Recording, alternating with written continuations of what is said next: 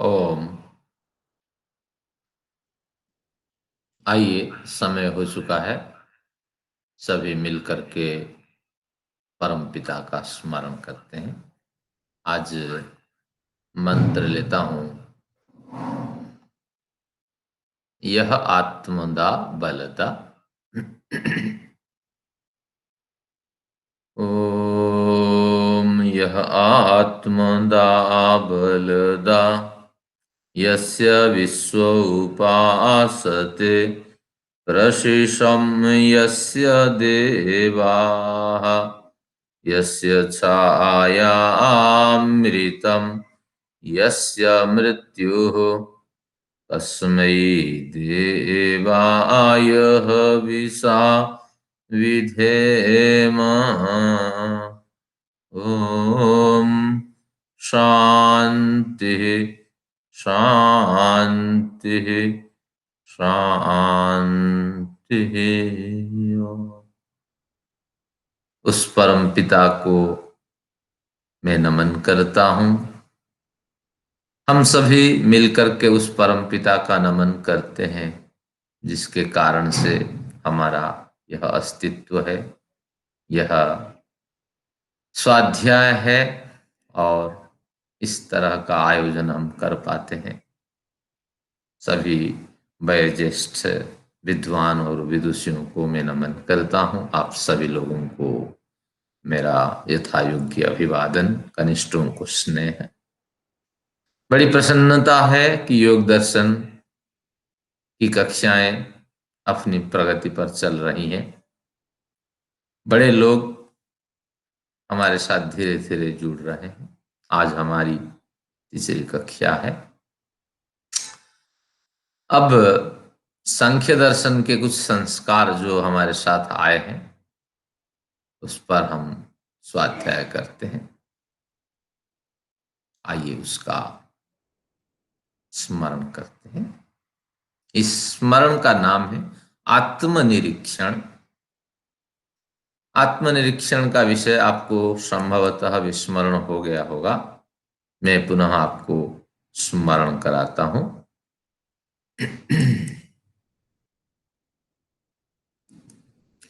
इस आत्मनिरीक्षण के विषय में 3 बिंदुओं को हमें स्मरण करना होता है। ये ही आत्मनिरीक्षण हमें समाधि के विभिन्न सोपानों में पहुंचाने वाला है। आइए मैं उसको पुनः आपको स्मरण कराकर आनंदित करता हूं। सबसे पहले हम स्मरण करेंगे असंगोयम पुरुष। इसके पश्चात नित्य शुद्ध बुद्ध मुक्त स्वरूप का स्मरण करेंगे। इच्छा द्वेष प्रयत्न आदि सूत्र का पाठ कर इनका भी स्मरण करेंगे। कोमलता से आंखें बंद करें। शब्दावली मेरी रहेगी, भावनाएं आपकी रहेगी। ओ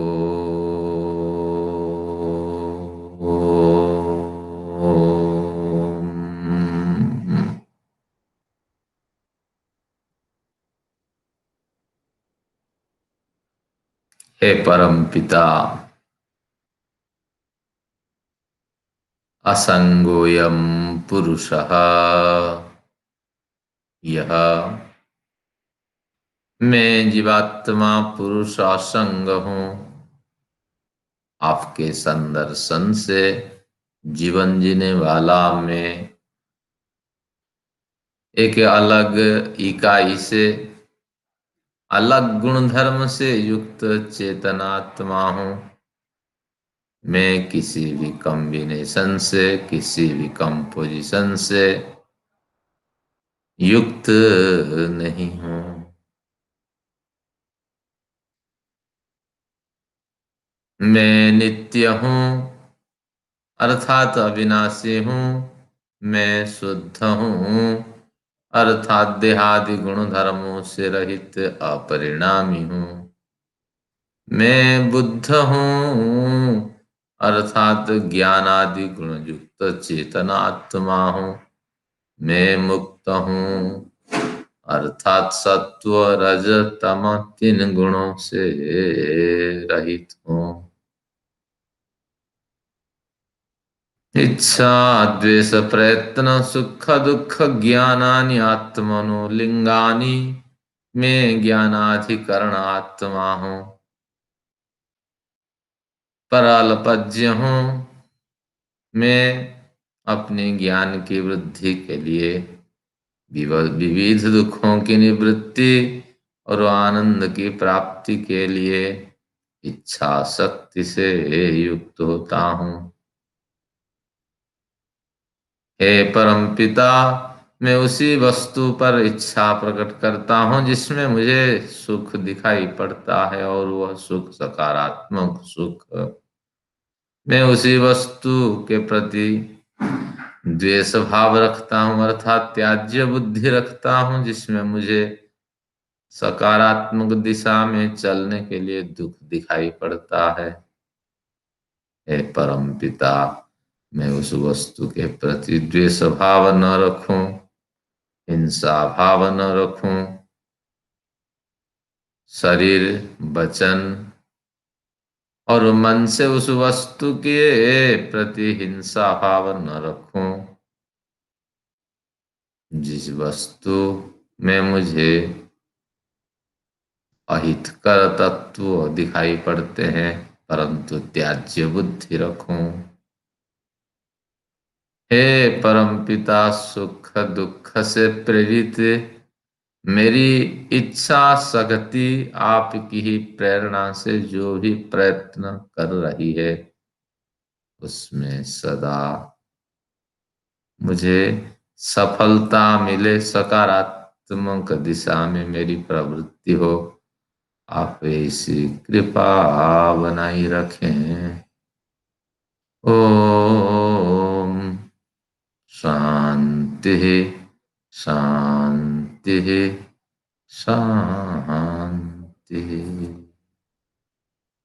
मैं आप सभी लोगों को पुनश्च अभिवादन करता हूँ। आइए योग दर्शन के इस प्रकरण का आनंद लेते हैं जो हमसे अभी प्रारंभ किए जाने वाला है। मैं पहले आपको पुस्तक से परिचित कराता हूँ कि कहाँ पे पिछली कक्षा में हमने इस विषय को छोड़ा था। इस सभी को आनंद इसमें।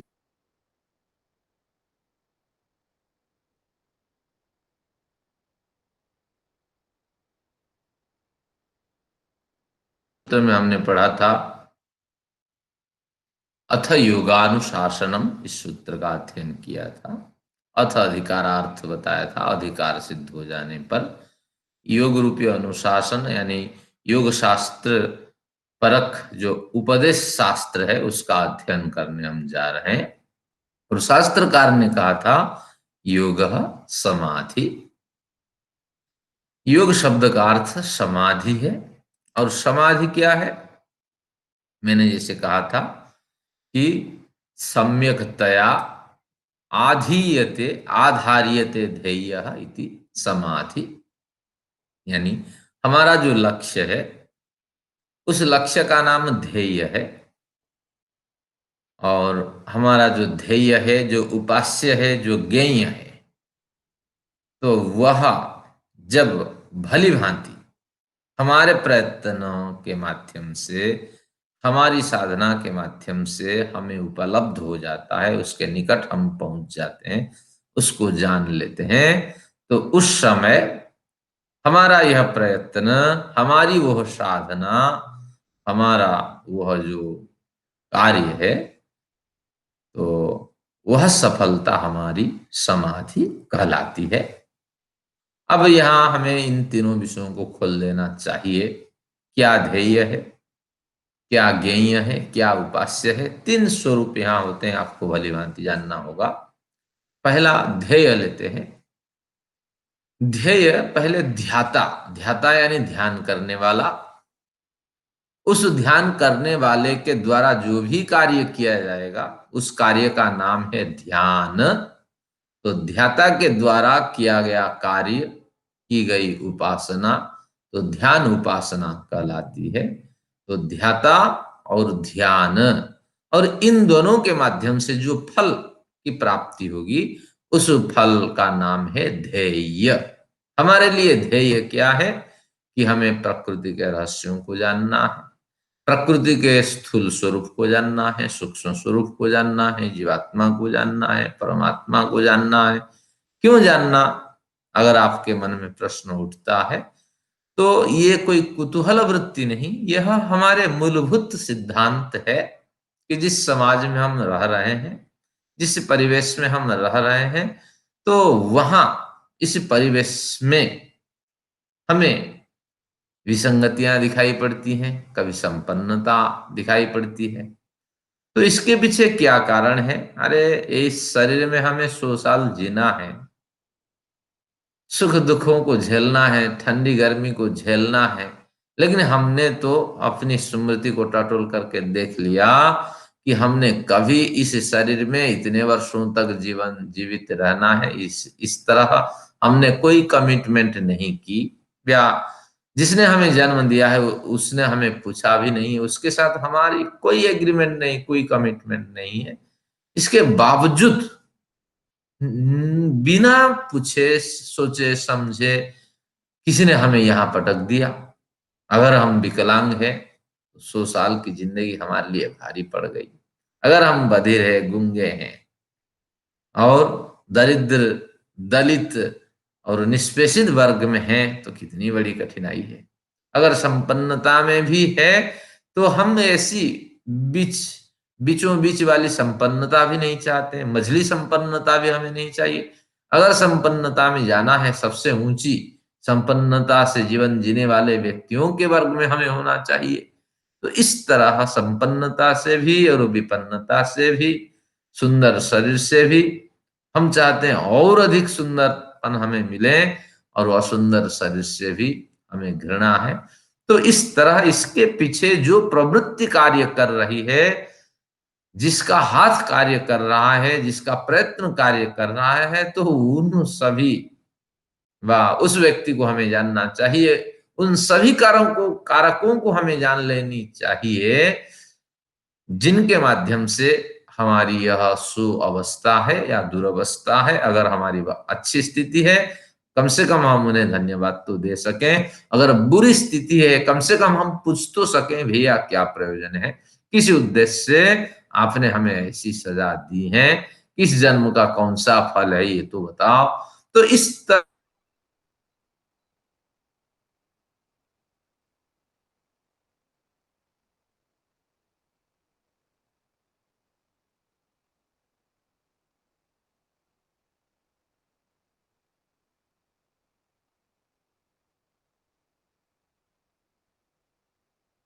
कहते हैं, जैसे साधक साधक के द्वारा जो भी अनुष्ठान किया जाए, साधना, और उससे साध्य की प्राप्ति होगी। साधक साधना, साध्य, ध्याता ध्यान, ध्येय, उपासक उपासना, और उपास्य, इस तरह इसका विभाग होता है। तो ये एक क्रिया विशेष है समाधि, और इस क्रिया विशेष में हम ध्येय तक पहुंचते हैं, उपास्य तक पहुंचते हैं, और अपने साध्य तक पहुंचते हैं। तो इस तरह यह हमारा मूलभूत अधिकार है कि हम इस जीवन में रहते हुए कम से कम इसके बारे में जानें। जिन लोगों ने इस पे श्रम किया है, तो उन लोगों कुछ विचार सुन लेते हैं। सूत्र आपके सामने है पतंजलि के, और इस सूत्र को स्पष्ट कर रहे हैं व्यास जी अपना भाष्य यानी विस्तृत व्याख्यान के माध्यम से। वो हमें कहते हैं योग शब्द का अर्थ समाधि है, और सच सार्वभौम चित्तस्य धर्म। जो चित्त है उसका धर्म है, और चित्त के सार्वभौम जितनी भूमियां हैं, सभी भूमियों में, चित्त की सभी भी भूमियों में प्राप्त होने वाला जो धर्म है, तो वही धर्म ही समाधि कहलाता है। अब देखते हैं चित्त की जो भूमियां हैं, क्षिप्त, मूढ़, विक्षिप्त, एकाग्र और निरुद्ध, ये हमने अध्ययन कर लिया बारीकी से। यहाँ तमोगुण प्रधान से क्षिप्तावस्था, मूढ़ रजोगुण प्रधान से, क्षमा करें, मूढ़ अवस्था तमोगुण प्रधान स्थिति में, क्षिप्तावस्था रजोगुण प्रधान स्थिति में, और रजोगुण और तमोगुण दोनों की मिलावट से जो स्थिति प्राप्त होती है वो विक्षिप्त, और एकाग्र वृत्ति प्राप्त होती है जब ये तीनों वृत्तियां नहीं रहती। एकाग्र वृत्ति से ध्यान साधना शुरू होती है और एकाग्र वृत्ति से प्राप्त होने वाली जो समाधि है उस समाधि को हम संप्रज्ञात समाधि कहते हैं। और यहाँ सत्व गुण प्रधान वृत्ति विद्यमान रहती है, केवल सत्व गुण वृत्ति। और बिल्कुल ये सीक्वेंस में देखिए, मूढ़ में तमोगुण, अक्षिप्त में रजोगुण, इसमें रज और तमोगुण का मिलावट है। और एकाग्र में केवल शुद्ध सात्विक वृत्ति का स्थान होता है। और जब संप्रज्ञात समाधि समाप्त हो जाती है तो निरुद्ध वृत्ति की उत्पत्ति होती है और इससे हमें असंप्रज्ञात समाधि की प्राप्ति होती है। तो इस तरह व्यास जी, ये चर्चाएं आगे आएगी, व्यास जी पहले इसको खोल देते हैं। चित्त में ये सारी स्थितियां होती हैं, ये चित्त की भूमियां हैं। इन सभी भूमियों से होकर के हमारी भावनाएं, हमारे विचार और हमारी वृत्तियां उभरती हैं। अब कहते हैं तत्र विक्षिप्त चेतसी विक्षेप उपसर्जनीभूत समाधिर्न विधीयते। एक प्रश्न उठेगा कि सार्वभौम चित्तस्य धर्म, अगर सार्वभौम चित्त के धर्म आप समाधि को कहते हैं तो तात्पर्य हुआ क्षिप्त में भी एक स्थिति प्राप्त होती है, वहां भी समाधि लगती है, भले ही उस समाधि का नाम क्षिप्त समाधि हो, मूढ़ता की स्थिति में मूढ़ समाधि हो, विक्षिप्त समाधि हो, एकाग्र समाधि हो, निरुद्ध समाधि हो, समाधि तो है। बिना समाधि से हम कोई कार्य नहीं कर पाते हैं। जैसे कुछ प्रश्नकर्ताओं ने मेरे सामने कल प्रश्न रखा था, बढ़िया प्रश्न, इनके विवेच्य प्रश्न है, तो मैं उनको उन प्रश्नों को भी यहाँ आपके समक्ष रखता हूँ। क्या बढ़िया प्रश्न है, देखिए। तो एक सज्जन ने तो ये पूछा, बिल्कुल मैं जो कह रहा हूं वही कह रहे हैं कि अगर सार्वभौम चित्तस्य धर्म आप मानते हो, अनिकेत जी कहते हैं, अगर सार्वभौम चित्त का धर्म मानते हो समाधि को, तो क्षिप्त मूढ़ विक्षिप्त में भी हम बहुत से कार्य करते हैं। अगर सारे कार्य करते हैं तो इन्हें आप समाधि क्यों नहीं मानते हो? अगर मानते हो तो फिर सार्वभौम चित्तस्य धर्म कहने की क्या आवश्यकता है कि हरेक चित्त के हरेक अंश में, हरेक स्थिति में, क्षिप्त मूढ़ विक्षिप्त में से किसी एक स्थिति में समाधि लगती हो? लेकिन ये कहते हैं नहीं, क्योंकि मूढ़ क्षिप्त विक्षिप्त में समाधि लगती नहीं है। मूढ़ व्यक्ति भी कार्य करता है और बिना समाधि से कार्य हो नहीं सकता। अगर ऐसे कहें जैसे अनिकेत जी ने प्रश्न रखे, तो ऐसा अगर कहें तो ये प्रश्न भी निरर्थक है। मूढ़ता की स्थिति में समाधि नहीं लगती है, लेकिन मूढ़ यानी अविवेक से प्रेरित होकर के व्यक्ति जो भी कार्य करता है उस कार्य के स्थान में हम एकाग्र कह सकते हैं। एक एकाग्र वृत्ति, एकाग्रता की प्राप्ति होती है और उस एकाग्रता का नाम है मूढ़ एकाग्रता। क्षिप्त अवस्था में जो भी कार्य होता है क्षिप्त एकाग्रता, विक्षिप्त अवस्था में जो भी कार्य होता है वो विक्षिप्त एकाग्रता। तो एकाग्रता को हम समाधि नहीं कह सकते, क्योंकि बिना एकाग्रता से कोई भी कार्य नहीं होगा। वही गलत कार्य करते हुए भी व्यक्ति उस गलत कार्य को करने की एकाग्रता से युक्त होता है, लेकिन वह समाधि नहीं है। समाधि की शुरुआत होती है एकाग्र वृत्ति से। तो यही बात ये कहते हैं सूत्रकार, तत्र विक्षिप्ते चेतसी। अगर आप विक्षिप्त चित्त की बात करेंगे, अब कहते हैं समाधि उपसर्जनी भूत योग पक्षे वर्तते। कहते हैं विक्षिप्त चित्त में अगर आप कहेंगे समाधि लगती है तो ये ठीक नहीं है, क्योंकि तत्र विक्षिप्ते चेतसी इतना लीजिए और समाधि ही यहां ले लीजिए। विक्षिप्त चित्त में लगने वाली समाधि विक्षेप उपसर्जनीभूत, विक्षेप के द्वारा उपसर्जनीभूत गौण बनी हुई होती है। यानी विक्षिप्त होने के कारण, विक्षिप्त कहाँ होती है? जहां रज और तम ये दोनों गुणों की मिलावट से स्थिति हमारे चित्त को प्राप्त होती है। संपन्नता में भी और विपन्नता में भी। संपन्नता में हम चाहते हैं कि अकुत दौलत हमारे समाप्त न हो जाए और बड़े व्यापार बिजनेस में इसको हम लगाते हैं। और विपन्नता की स्थिति में हम भी चाहते हैं ये विपन्नता हमसे टल जाए, तो बहुत से कार्य हम करने में लगे रहते हैं। तो इसलिए संपन्नता और विपन्नता इन दोनों स्थितियों में विक्षेप की प्रवृत्ति होती है। वहां जो समाधि लगती है उस समाधि में विक्षेप वृत्ति के कारण वह समाधि गौण हो गई होती है। इसलिए गौण समाधि से हमें ध्येय को प्राप्त करना संभव नहीं होता है। तो इस गौण समाधि का नाम मैंने कहा एकाग्रता, आप माने समाधि यहां नहीं लगती है। तो फिर आप कहेंगे क्षिप्त अवस्था में भी तो समाधि होती होगी, मूढ़ावस्था में भी तो समाधि होती होगी, केवल विक्षिप्त का क्यों यहाँ कथन किया गया? तो यहाँ कहते हैं कि अगर हम आंदोलन, किसान आंदोलन इन दिनों चल रहा है, किसान के नेता को पकड़ लें तो सारी किसानों की जो मांग है, जो आवाज है, वो हमें मिल जाती है। तो उसी तरह इन तीनों में मूढ़, क्षिप्त, विक्षिप्त में सबसे महत्वपूर्ण जो वृत्ति है वह है, महत्वपूर्ण जो भूमि है चित्त की, वह विक्षिप्त भूमि।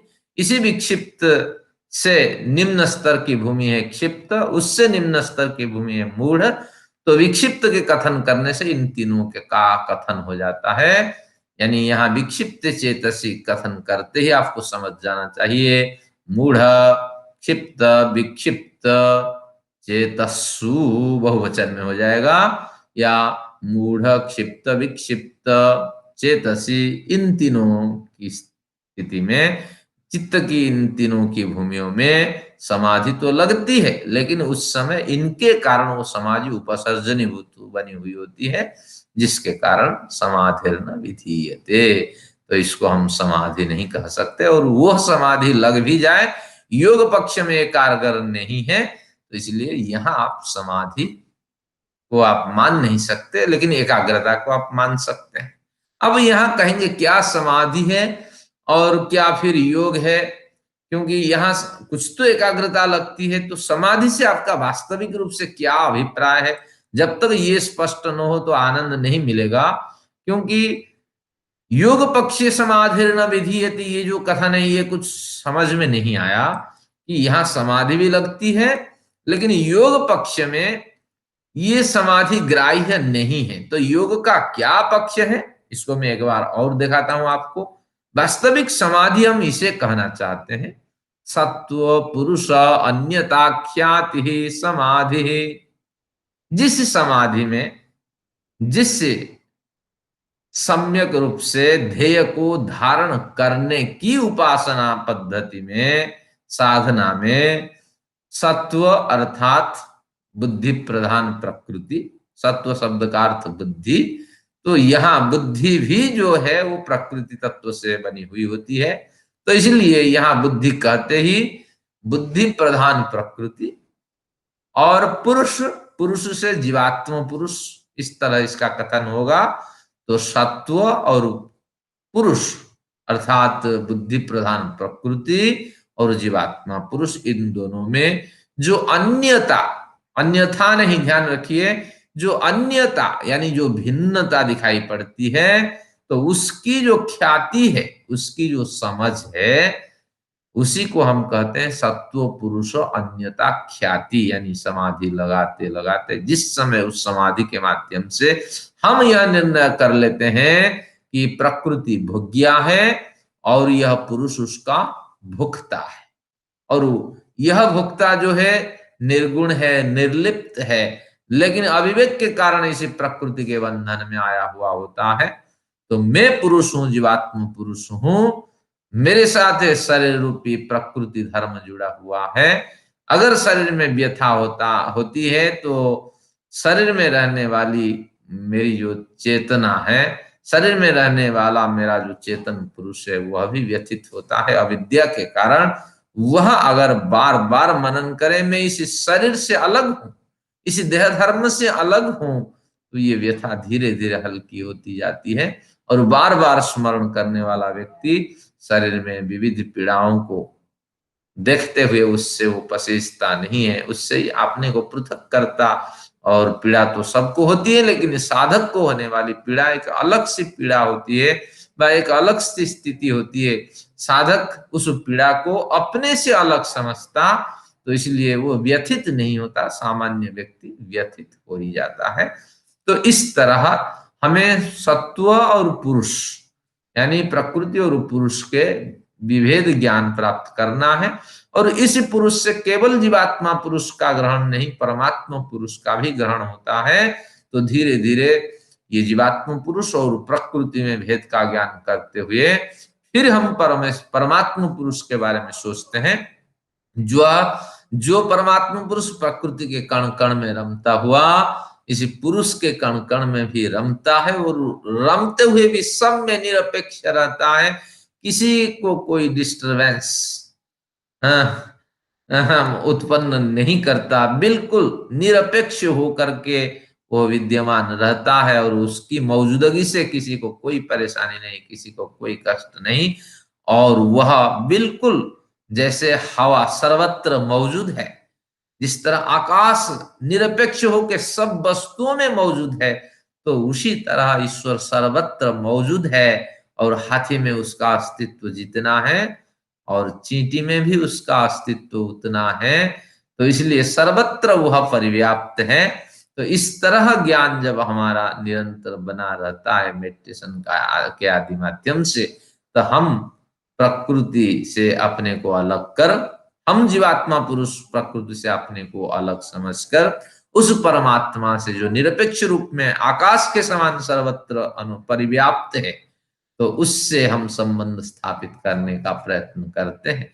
तो इसी विधि का नाम है समाधि। समाधि से किसकी प्राप्ति होती है? सत्व पुरुष अन्यता ख्याति की प्राप्ति होती है। हम जीवात्म पुरुष और परमात्मा पुरुष का बार बार स्मरण करते हैं।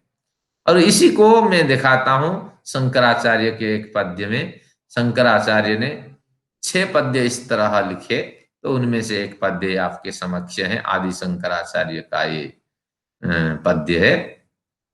मनोबुद्ध्यहंकार चित्तानि नाहं न च श्रोत्र जिह्वे न च घ्राण नेत्रे न च व्योम भूमि न तेजो न वायुः चिदानन्दरूपः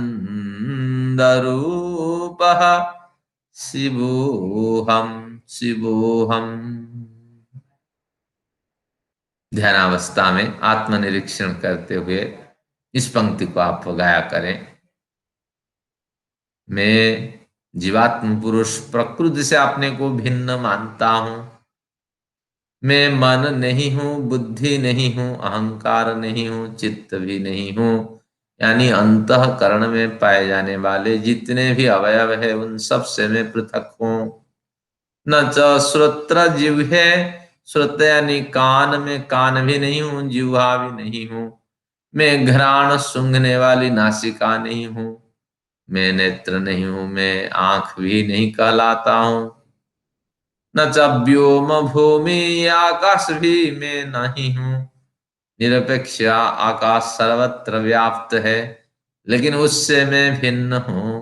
न भूमि एर न तेजो न वायु, भूमि पृथ्वी भी मैं नहीं हूं। न तेज हो न वायु हूं, तो हो क्या हो भैया बताओ। न चिदानंद रूप, चित शक्ति से युक्त हूं, आनंद स्वरूप जैसा हूं। यहां ध्यान रखना होगा, जीवात्मा कभी आनंद धर्म से युक्त नहीं हो सकता, क्योंकि हमारे शास्त्रकार कहते हैं नानंदाभिव्यक्तिर मुक्तिर निर्धर्मकत्वात्। जीवात्मा में वह धर्म नहीं है कि वह आनंद को अनुभव करे। वह आनंद इस लोक में रहता हुआ तब अनुभव करेगा। आनंद तो अनुभव नहीं करेगा, आनंदाभास का अनुभव करेगा जितने समय तक वो परमेश्वर से जुड़ा रहेगा। जैसे कोयला भट्टी में जितने देर तक विद्यमान रहता है उतने देर तक वो चमकता है, और आग खत्म तो कोयले को अपने स्वरूप की प्राप्ति हो जाएगी। तो इसलिए यहाँ आपको समझना पड़ेगा, चिदानंद रूप चित शक्ति से युक्त हूं, लेकिन आनंद स्वरूप जैसा हूं। देखिए शब्दार्थ क्या है, आनंद स्वरूप जैसा हूं लेकिन आनंद नहीं हूं। मैं शिवोहम, शिवोहम का अर्थ है मैं अनादि अनंत शिव हूं। एक शिव का अर्थ लेंगे अनादि अनंत, और एक शिव का अर्थ लेंगे कि कल्याण शक्ति की कामना से सदा युक्त रहता हूं कि वो कल्याणमयी परमात्मा शक्ति मुझे मिल जाए, मेरा जन्म कर्म का बंधन समाप्त हो जाए। तो इस तरह इन पंक्तियों को आप गा करके समाधि को प्राप्त कर सकते हैं। अब हमारा यहाँ प्रश्न यह रहा कि अगर हम समाधि मानते हैं किसमें, कि इन तीनों स्थितियों में, किन तीनों स्थितियों में समाधि, कि क्षिप्त, मूढ़ और विक्षिप्त, इन तीन स्थितियों में समाधि मानते हैं, तो उस समय उस समाधि को हम गौण समाधि कहते हैं। और हमें वह समाधि हमें कोई बड़ी सफलता नहीं देने वाली है। तो इस समय जो भी समाधि बनी होती है, इससे जो भी एकाग्रता मिली होती है, तो वह गौण एकाग्रता है। और वह समाधि हमारी जो सत्व पुरुष अन्यता ख्याति है, तो उस मार्ग में वो कारगर नहीं होती है। तो आप समझ लेना चाहिए, मूढ़, क्षिप्त, विक्षिप्त में प्राप्त होने वाली एकाग्रता को हम समाधि नहीं कह सकते। ठीक है। अब आते हैं एकाग्रम। अब क्या कहते हैं, एकाग्रम निरुद्धम इति। यहाँ यस्त्वेकाग्रे चेतसि, जब एकाग्र चित्त की प्राप्ति होगी तो उस चित्त में सद्भुतम अर्थम प्रद्योतयति। यहाँ योग शास्त्र का क्यों अध्ययन करेंगे, उसके 5 प्रयोजन यहाँ बताते हैं। एकाग्रे चेतसि, चित्त को एकाग्रता की प्राप्ति होगी। सद्भुतम अर्थम प्रद्योतयति, जो सद्भुत अर्थ है, इसको आगे खोलेंगे अभी, तो उस अर्थ का प्रद्योतन होगा, वह अर्थ हमारे चित्त में भाषित होता है।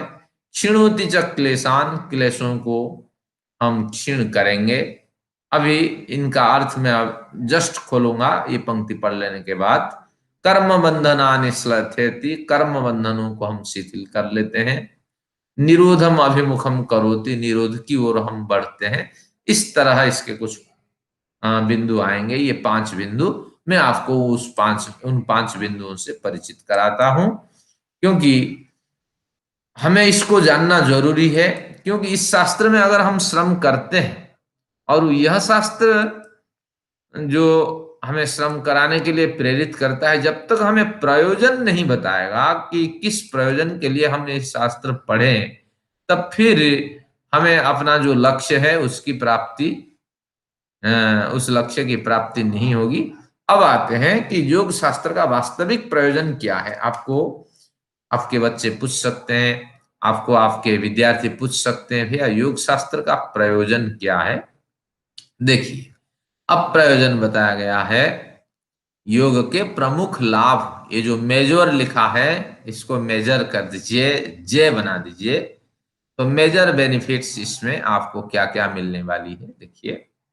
हमने अभी पढ़ा था, जस्ट एकाग्रे चेतसि, एकाग्र चित्त में, योग में सद्भुतम अर्थम प्रद्योतयति, सद्भुत अर्थ प्रकट होता है। तो उसी को हमने यहाँ वर्गीकृत कर दिया कि व्यास जी कह रहे हैं कि मेडिटेशन से, योग से होने वाले ये लाभ।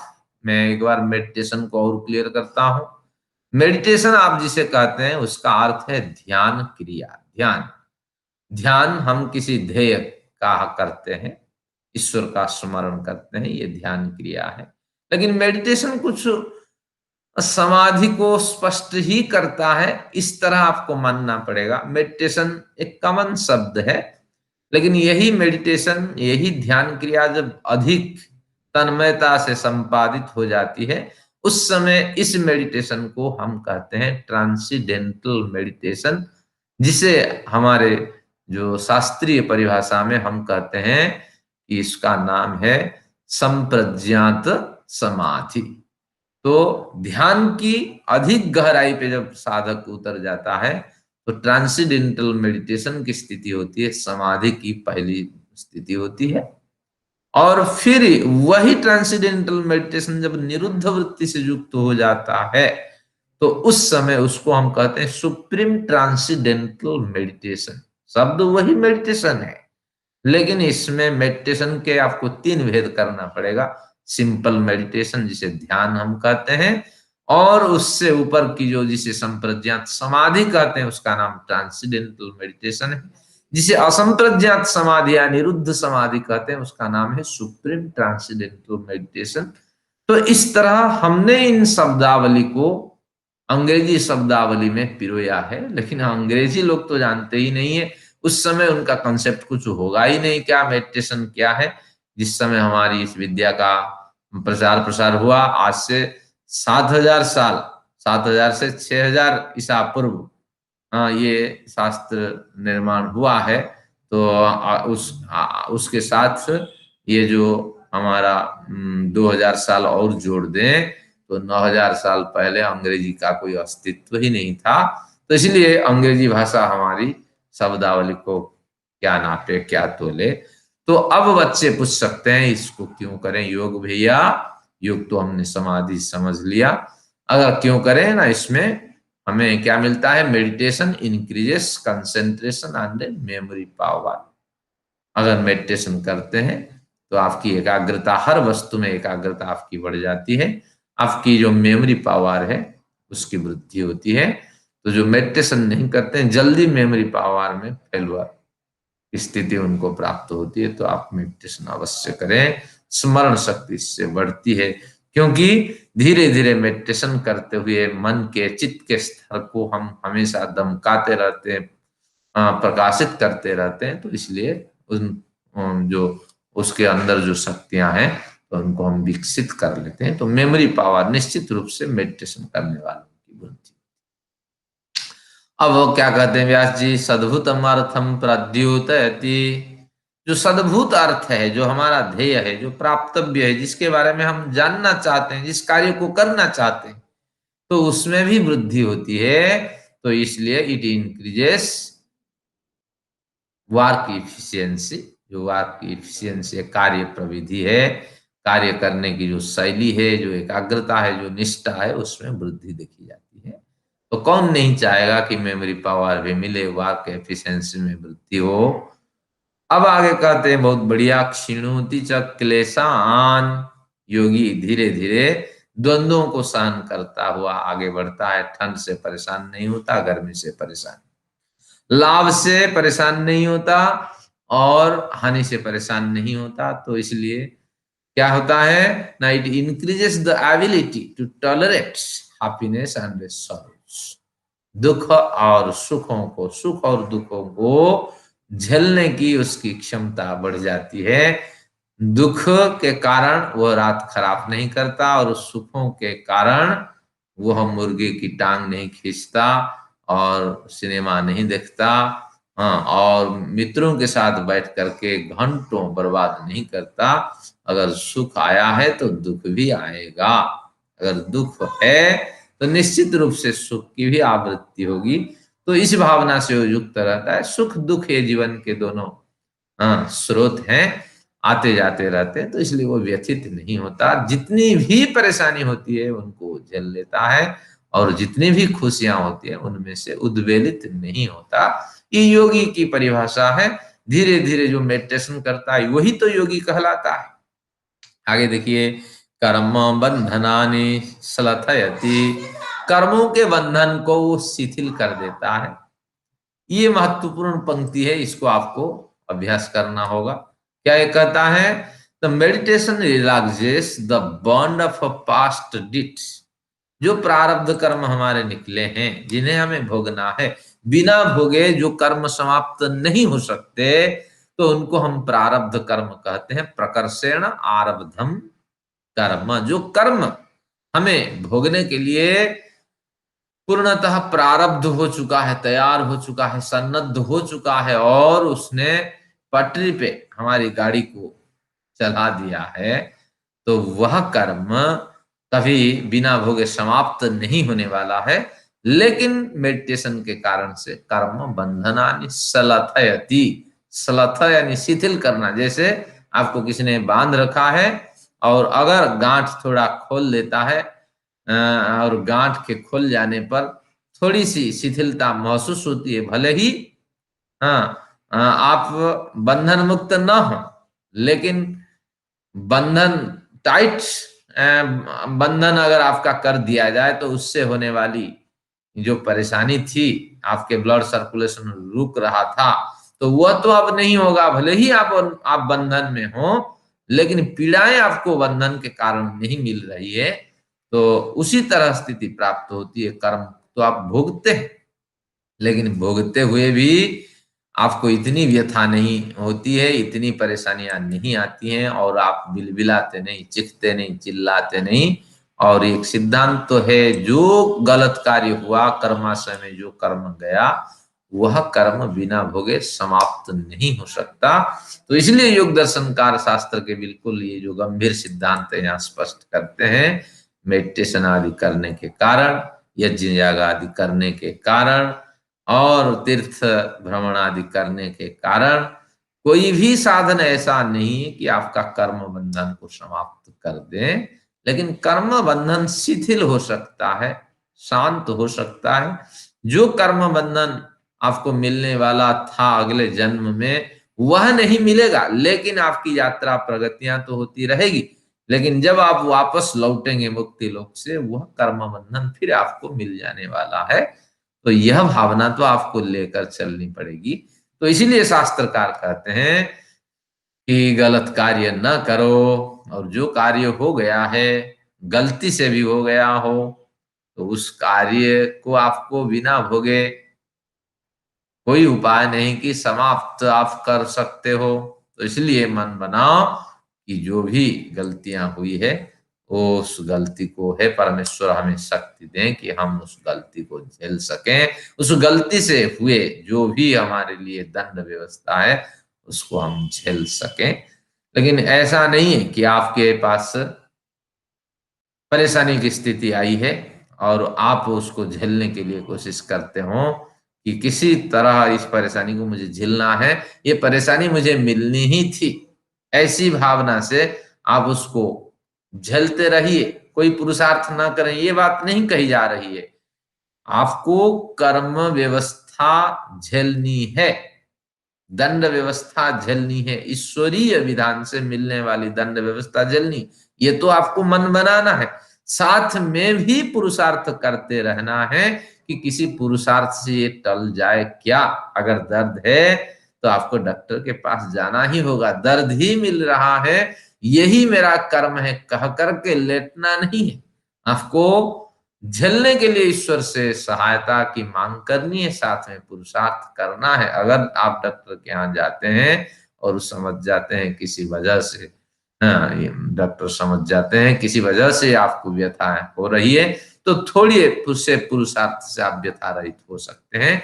तो पुरुषार्थ करते हुए जो व्यथाओं को झेलने के लिए परमेश्वर से प्रार्थना करता है, तो परमेश्वर निश्चित रूप से उन्हीं की सहायता करते हैं। पुरुषार्थ रहित व्यक्ति के लिए ईश्वर सहायता करता ही नहीं है। तो इसलिए ये कहता है कर्म बंधनानि श्लथयति। तो योगी साधक क्या करता है, कर्म बंधनों को झेलता है और उससे मुक्ति के लिए पुरुषार्थ भी करता है, निवृत्ति के लिए। लेकिन शास्त्रकार कहता है जितना भी आप पुरुषार्थ करो, क्या होता है कि बिना भोगे कर्माशय तो खत्म नहीं होते हैं, लेकिन कर्माशय के फल को हम बड़ी आराम से पूरी अवधि में, पूरी जीवनावधि में हम भोगते रहेंगे, लेकिन व्यथित नहीं होंगे। वहां भी हमारा पत्नी वियोग होगा, हमारा पति वियोग होगा, जवान बेटा वहां भी गुजरेगा, हाँ, हमारी जवान लड़की विधवा भी होगी। तो ये सारा कुछ हमारे साथ होता रहेगा, लेकिन इसके बावजूद भी हमें व्यथा नहीं होगी। और ऐसी परिस्थितियां आएगी कि पति के गुजर जाने के बाद कोई नया ऑप्शन मिलेगा जिसके कारण से हम बड़े कार्य कर सकेंगे। पत्नी के गुजर जाने के बाद कोई एक नया सब्स्टिट्यूट वहां उपस्थित हो जाएगा जिसके कारण से हम जीवन झेल पाएंगे। और इस तरह जवान बेटे के गुजर जाने पर भी कोई एक आश्रय हमें मिलेगा।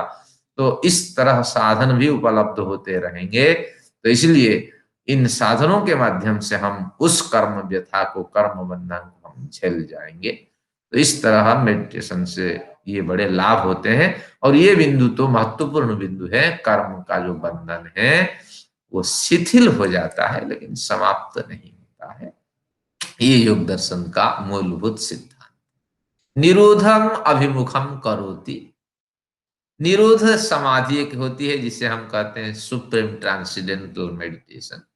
तो धीरे धीरे ये मेडिटेशन, सामान्य मेडिटेशन करते हुए तो आप कहाँ जाते हैं? It leads us towards the transcendental meditation. ये निरोध समाधि की ओर हम बढ़ चलते हैं। तो इसलिए समाधि तो लगाना होगा, मेडिटेशन तो करना होगा, बार बार मेडिटेशन करते हुए ट्रांसेंडेंटल जाना है और सुप्रीम ट्रांसेंडेंटल की ओर जाना है। तो ये भावना आपको बनानी होगी। तो ये आपके लाभ हैं, समाधि से ये लाभ आपको मिलने वाले हैं। तो यही चर्चा का विषय है। अब हम आते हैं पूर्व प्रकरण की ओर, जिस पूर्व प्रकरण में हमने अध्ययन किया था योग दर्शन का, वो प्रकरण स्मरण करते हैं कि योग दर्शन चाहता है कि इनकी स्थितियों में, किन स्थितियों में, कि ये जो स्थितियां हैं, एकाग्र आदि स्थितियां हैं, एकाग्र और निरुद्ध की स्थितियां हैं, कि इनमें लगने वाली समाधि समाधि कहलाती है। और इसके बाद उन्होंने इसके बहुत सारे प्रयोजन गिनाए। अब आते हैं सच। सच स यानी समाधि, वह समाधि, कौन सी समाधि? यहाँ निरुद्ध समाधि की चर्चा नहीं चल रही। एकाग्र अवस्था में प्राप्त होने वाली जो समाधि है, जिसे हम संप्रज्ञात समाधि कहते हैं, वह संप्रज्ञात समाधि 4 प्रकार की है।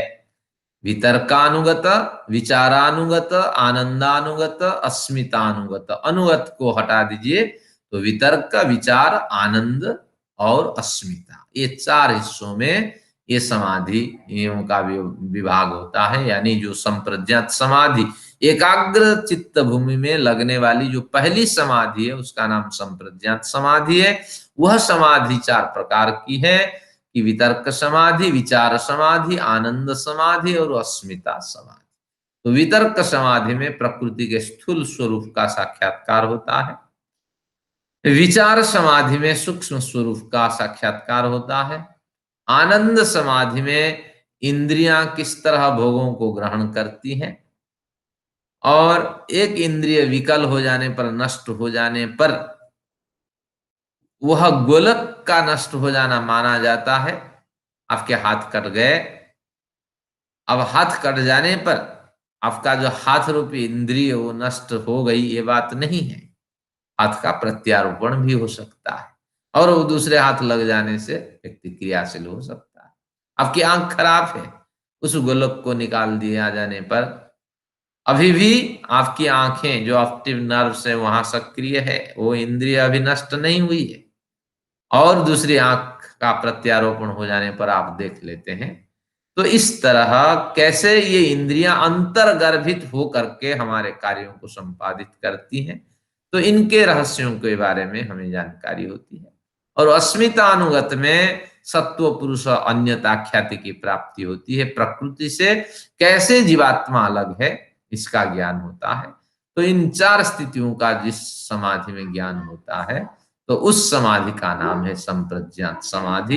आप कहेंगे कि यह समाधि लगाते लगाते ये सब हम जान जाएंगे, ये बात नहीं। अध्ययन करते हुए आप वितर्क समाधि यानी प्रकृति के स्थूल स्वरूप के बारे में जानकारी प्राप्त करेंगे, फिर सूक्ष्म स्वरूप के बारे में, फिर इंद्रिय किस तरह विषयों को ग्रहण कर आत्मा तक पहुंचाती है, इसके बारे में आप ज्ञान प्राप्त करेंगे, और कैसे प्रकृति से जीवात्मा अलग है, इसका ज्ञान प्राप्त करेंगे। और जो जो ज्ञान आपने प्राप्त किया है मेडिटेशन के माध्यम से, इनका मनन चिंतन करेंगे।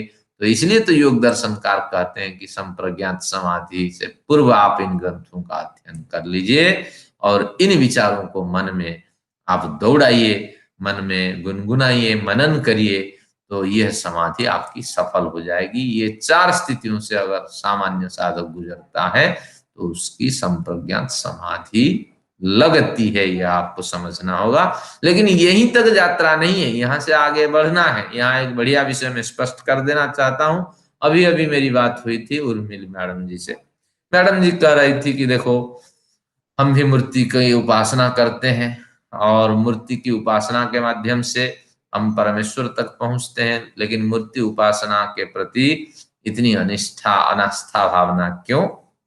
तो उसके पीछे ये तर्क है कि मूर्ति उपासना की भांति हम भी ओंकार का उपासना करते, ओंकार की उपासना करते हैं, स्मरण करते हैं, किसी एक ध्येय को सामने रखते हैं, और उस ध्येय को सामने रख करके उस परम पिता का स्मरण करते हैं। ये सारे स्तर बिल्कुल ऐसा ही है जैसे प्रकृति के स्थूल स्वरूप के बारे में हम चिंतन करते हैं, सूक्ष्म स्वरूप के बारे में चिंतन करते हैं, और आत्मा और इंद्रियों के बीच में जो सेव्य सेवक भाव है, आदान प्रदान का भाव है, उनका स्मरण करते हैं। और अस्मितानुगत समाधि में भी वही करते हैं, किस तरह जो जीवात्म पुरुष प्रकृति से अलग है इसका स्मरण करते हैं। बिल्कुल ये चारों जो समाधियों के भेद है संप्रज्ञात के, तो उसके अनुसार ही मूर्ति पूजा का भी विधान है। लेकिन ये सारी क्रियाएं संप्रज्ञात समाधि के स्तर में आती हैं, और यहीं पर हम मात खा जाते हैं कि इसी में ही हम लगे रहते हैं कि मूर्ति के लिए हम क्या करते हैं, सुबह उठते हैं और उनके लिए आसन बिछाते हैं, उनके लिए गद्दा बिछाते हैं, उनको मक्खन से मल-मल करके धोते हैं, हल्दी लगाते हैं, तेल लगाते हैं, उनको नहलवाते हैं, चरणामृत बनाते हैं, उसका पान करते हैं और उनके लिए फिर भोजन बनाते हैं। फिर रात को उनको सुलाते हैं, एसी चलाते हैं, पंखा चलाते हैं। जिस देश में खाने के लिए नहीं है, जिस देश में हजारों गरीब जनता निवास करती हैं, वहां हमारे जो मंदिर में रहने वाले भगवान सोने के आभूषण पहन करके और क्या करते हैं, एसी पे सोते हैं। तो ये स्थितियां हमारी बर्बाद की स्थितियां हैं। हम उसी संप्रज्ञात समाधि में ही लटक के रह जाते हैं। हमारी आगे प्रगति होने वाली थी, जो जिसे कहते हैं निरुद्धम मिति, अब निरुद्धम अभिमुखम करोति, निरोधम अभिमुखम करोति, ये कहा है हमें निरोध की ओर वो ले जाती है संप्रज्ञात समाधि। ये सारी क्रियाएं संप्रज्ञात समाधि में हमारी हो जाती है। हमें तो असंप्रज्ञात निरोध समाधि की ओर जाना था, लेकिन हम जा नहीं पाते हैं, यही हम ढेर हो जाते हैं। हमारा सारा प्रयत्न आ करके तो इसी ईश्वर में टिक जाता है, उसी मूर्ति में टिक जाता है। हम विरोध थोड़ी करते, ईश्वर सब जगह बसते हैं तो उस मूर्ति में भी बसते हैं, लेकिन स्पेसिफिक उस मूर्ति में हमारी श्रद्धा क्यों, यहां प्रश्न है। तो हमें तो श्रद्धा सब जगह, अगर ईश्वर बसते हैं तो उस मूर्ति का पूजन करने वाले पुजारी में भी श्रद्धा होनी चाहिए, और उसके दरवाजे में भी श्रद्धा होनी चाहिए, और उसके बर्तन में भी, जिस बर्तन से ईश्वर का पूजन होता है उसमें भी श्रद्धा होनी चाहिए, और जिस भवन में वो रहते हैं उसमें श्रद्धा होनी चाहिए, गरीब के भवन में भी श्रद्धा होनी चाहिए, सर्वत्र ईश्वर भाव होना चाहिए। और सर्वत्र अगर ईश्वर अनुभूति हम नहीं कर पाते हैं तो इसका मतलब है कि हम निश्चित रूप से संप्रज्ञात समाधि के स्तर पे जाते जाते वहीं लुढ़क जाते हैं, और वहीं विवस्था के साथ वहीं बस जाते हैं, आगे हमारी बुद्धि नहीं चलती। तो इसलिए इस पूजन को निषिद्ध किया गया कि अगर आगे प्रगति की ओर जाना है, तो हमें निरुद्ध समाधि की ओर अगर जाना है तो इसको भी छोड़ना पड़ेगा। अगर उस मूर्ति को ध्येय बना करके अथा यथाभिमतम ध्यानद्वा, अभी आएगा प्रकरण योग दर्शन में, अभिमत जहां आपका चित्त रमण करें उसका स्मरण करें, लेकिन उसका स्मरण करते हुए आपको निरोध समाधि की ओर जाना है। लेकिन ऐसा नहीं है कि उसी का स्मरण करते हुए आप वहीं रह जाओ और आगे प्रगति ही ना हो, उसी को सब कुछ मान लो। तो इसीलिए मूर्ति पूजा को अग्राह्य माना गया है। अब यहां देखते हैं कि इस तरह ये 4 प्रकार समाधियां हमें प्राप्त होती हैं, किसमें, कि संप्रज्ञात समाधि की स्थिति में। फिर हम क्या करते हैं, इति उपरिष्ठात प्रवेदयिष्यामः, आगे के प्रकरण में इसके बारे में जानेंगे कि संप्रज्ञात समाधि इस तरह 4 हिस्सों में बढ़ती है। और सर्ववृत्ति निरोध है, जिस समय आपकी सारी वृत्तियां निरुद्ध को प्राप्त हो जाती है, क्षिप्त मूढ़ विक्षिप्त और एकाग्र सारी वृत्तियां नष्ट हो जाती है, तो उस समय निरुद्ध वृत्ति की प्राप्ति होती है। कोई वृत्ति होती ही नहीं है, तो इसलिए उसको निरुद्ध वृत्ति कहते हैं। तो उस समय लगने वाली समाधि है तू असंप्रज्ञात, वो समाधि है असंप्रज्ञात है। तो इस तरह असंप्रज्ञात समाधि की बड़ी स्थिति होती है। तो इसका हमें अध्ययन करना है इस शास्त्र के माध्यम से। तो इसलिए हमारी यात्रा बड़ी लंबी है, तो नियमित रूप से आप इन कक्षाओं का लाभ लें, हमारे साथ जुड़े रहें और मैं आपको एक अगला सूत्र से परिचित कराता हूँ, क्योंकि एक लालच देना होता है कि अगली कक्षा के लिए आपकी रुचि बनी रहे। योगश्चित्त वृत्ति निरोध, योग की वास्तविक परिभाषा यहाँ दी जाएगी कि योग के कारण, व योग हम इसे कहेंगे जिसमें सारी चित्त वृत्तियां निरुद्ध अवस्था से युक्त हो जाती है, तो वही स्थिति है वास्तविक योग की स्थिति। तो हम पढ़ेंगे कि कौन सी चित्त वृत्तियां, अभी चित्त की भूमियों का अध्ययन करके आए, लेकिन चित्त की वृत्तियों का अध्ययन करेंगे और धीरे धीरे सभी वृत्तियों का जब निरोध हम कर लेंगे तो उस समय जो स्थिति बनी रहेगी, भूमियों में भी निरुद्ध हो स्थिति प्राप्त हो जाएगी, और चित्त की वृत्तियों में, यानी पहले भूमियों पे निरुद्धावस्था प्राप्त करनी है, फिर चित्त की वृत्तियों में भी निरुद्धावस्था प्राप्त करनी है, तब योग साधना में सफलता हमें मिलेगी।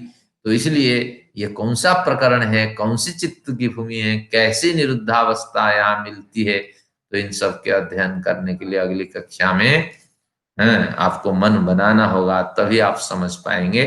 तो आज की कक्षा को यहीं विराम देते हैं। पुनश्च आप सभी लोगों का धन्यवाद करता हूं, क्योंकि बड़ी संख्या में आप सभी लोगों की उपस्थिति हुई है। निश्चित रूप से गौरवावह विषय है। इस तरह आप अपनी उपस्थिति द्वारा हम सबको लाभान्वित करते रहिए। परमेश्वर से मैं भी प्रार्थना करता हूं कि जो आपने संकल्प लिया है उस संकल्प को आप पूरा करें, और इस बीच में आपका स्वाध्याय आप चालू रखें, और जैसे जैसे हम आगे बढ़ते जाएंगे, हमारे जीवन को भली भांति जीने के लिए अनेक उपादान हमें मिलते रहेंगे। तो ये सब परमपिता का ही खेल है। इस सब को परमपिता पे, उस परमपिता पर छोड़ दीजिए। आइए सत्र समाप्त करते हैं, और समय हो गया है। आप सभी लोगों का मैं पुनश्च आभार व्यक्त करता हूं। ओम द्यौः शान्तिरन्तरिक्षं शान्तिः, पृथिवी शान्तिरापः